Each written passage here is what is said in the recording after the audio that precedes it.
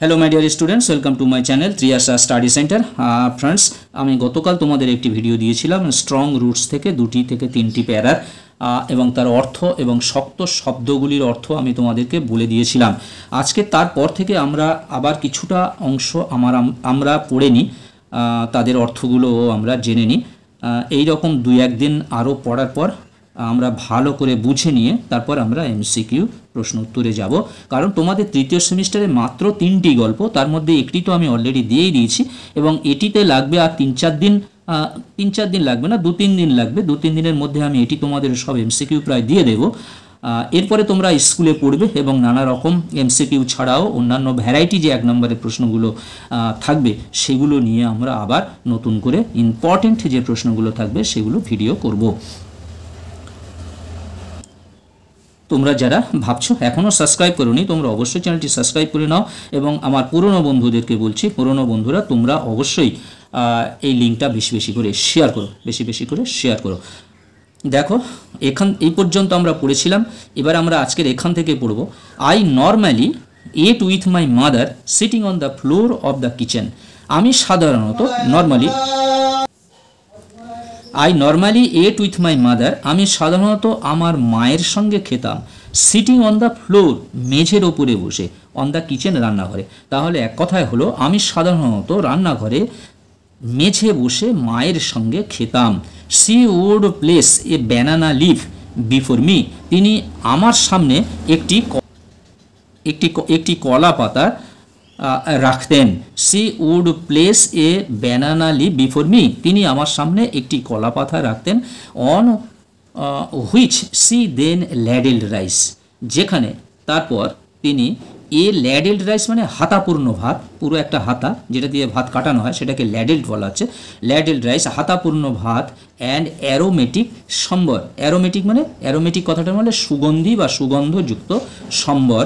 A variety of serve, নানা রকমের serve, অর্থাৎ এখানে সার্ভ মানে হলো ঝাঁঝালো বা তীক্ষ্ণ, বেশ গন্ধযুক্ত এরকম মানে হবে। নানা ধরনের ভ্যারাইটি অফ সার্ভ, নানা ধরনের ঝাঁঝালো। হোম মেড পিকেল, ঘরের তৈরি আচার। অ্যান্ড এ দলপ, এক দলা বা পিণ্ড, একটু টাইট মতো যেটা হবে, একটু শক্ত টাইপের। ফ্রেশ কোকোনাট চাটনি, পরিষ্কার অর্থাৎ সতেজ, অর্থাৎ সবে বানানো নারিকেলের চাটনি। তারপরে দেখো, the Shiva temple which made Rameswaram too famous to pilgrims was about a 10-minute walk from our house.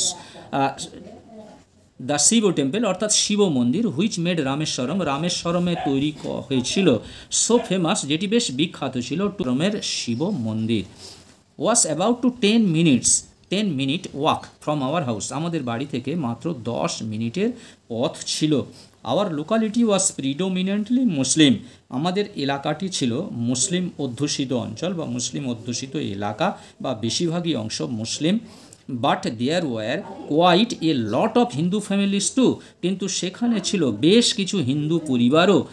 Living amicably with their Muslim neighbours, living amicably মানে তারা খুব ভদ্রভাবে মিলেমিশে, উইথ দেয়ার মুসলিম নেবার্স, তাদের মুসলিম পরিবারদের সঙ্গে তারা বসবাস করত।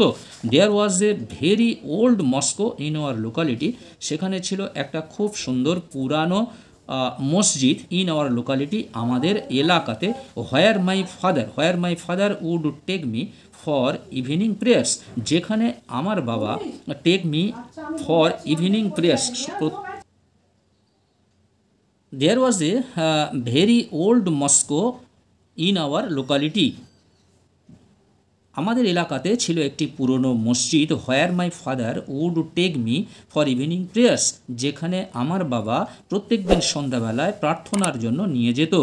I had not the faintest idea of the meaning of the Arabic prayers চ্যান্টেড।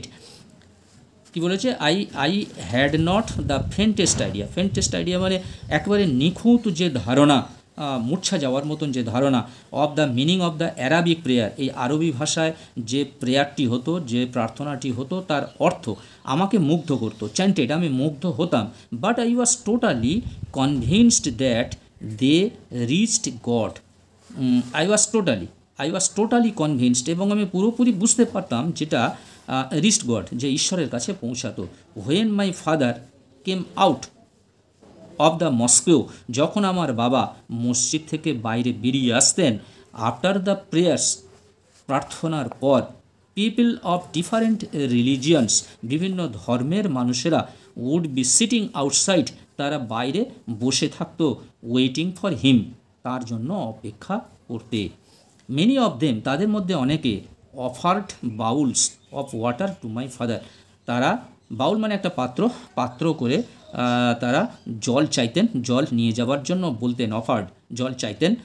Who would dip his finger tips in them, finger tips মানে আঙুলের যে ডগা বা আঙুলের মাথার দিক অংশটা জলের মধ্যে তিনি দিয়ে দিতেন।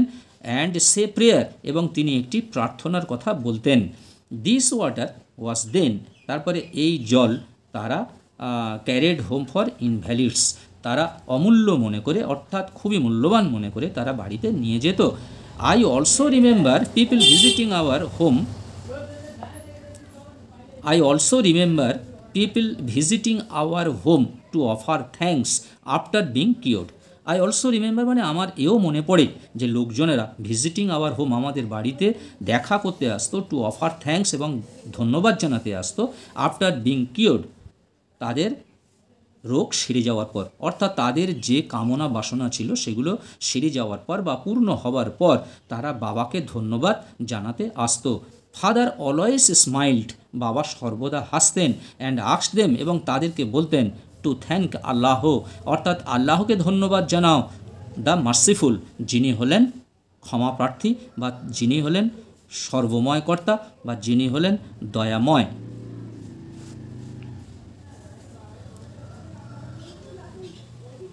বন্ধুরা, এই ছিল আজকেকার ভিডিও। তোমরা যারা এখনও সাবস্ক্রাইব করোনি অবশ্যই তোমরা চ্যানেলটি সাবস্ক্রাইব করে নাও। নেক্সট পড়া আবার আরও দুবার আমার পড়তে হবে, দেখতে পাচ্ছ এদিকে 2টি চ্যাপ্টার রয়েছে, এবং আরও এই দিকেও 2টি চ্যাপ্টার রয়েছে, এই 2টি চ্যাপ্টার রয়েছে। এই দুদিনে এই 2টি চ্যাপ্টার পড়ার পর আমরা প্রশ্ন উত্তরে যাব। মোটামুটি গল্প সম্বন্ধে তোমাদের একটু আইডিয়া হওয়া প্রয়োজন। তোমরা অবশ্যই চ্যানেলটি সাবস্ক্রাইব করে নাও, বেশি বেশি করে বন্ধুদেরকে লিঙ্ক শেয়ার করো। আবার কথা হবে নেক্সট ভিডিওতে। তোমরা সবাই ভালো থাকবে, সুস্থ থাকবে।